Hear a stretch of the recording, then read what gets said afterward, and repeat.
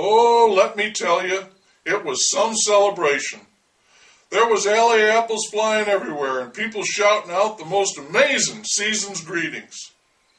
The free speaker from the Klan was saying that the races should be kept separate and Jews should be kept out of banking. But he was hard to hear, even though he had a bullhorn. Pa says the bullhorn is one of the finer named instruments that ever come along, because everything you ever hear coming from it is mostly bull. He says it's the perfect tool for someone fixing to exercise their right to free speech. One man in the front of the crowd had a bullhorn of his own, and he kept telling the men from the Klan to go back to Indiana and keep on inbreeding.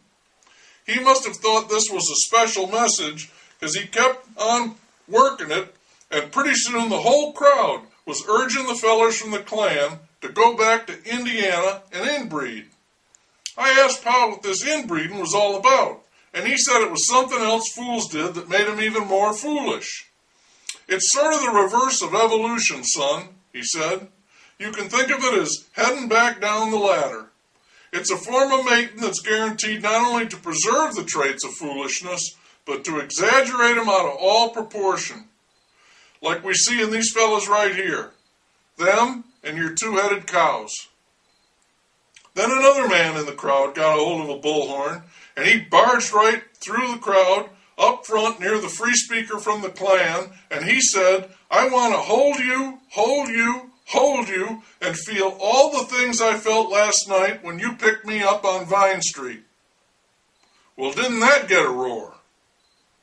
I asked Pa what that was all about, and he said that apparently some of the boys had gotten a jump on the party the night before. I figured that's just the Christmas spirit for you.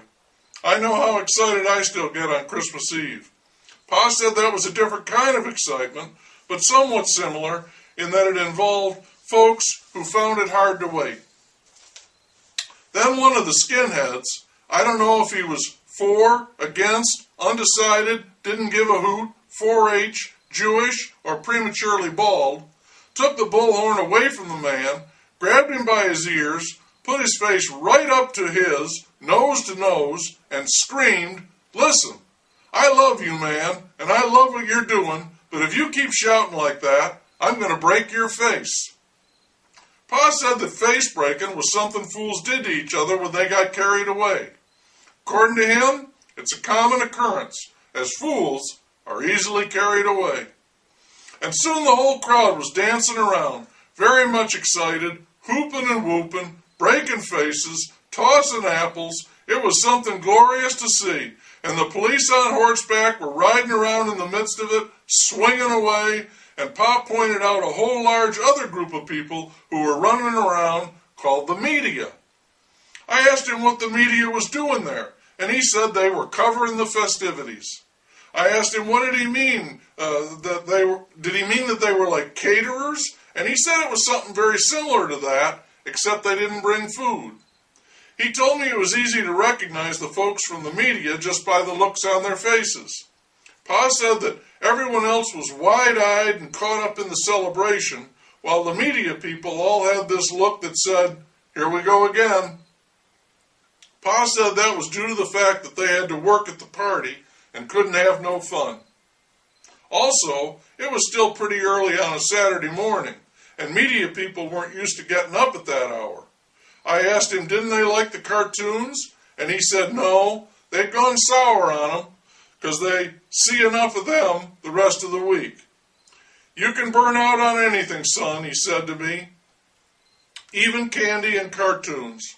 And I believed him because he is my pa and he knows about such things, but I did find it hard to swallow. Then he said it was time for us to go. He asked me if I had a good time, and I said I surely had.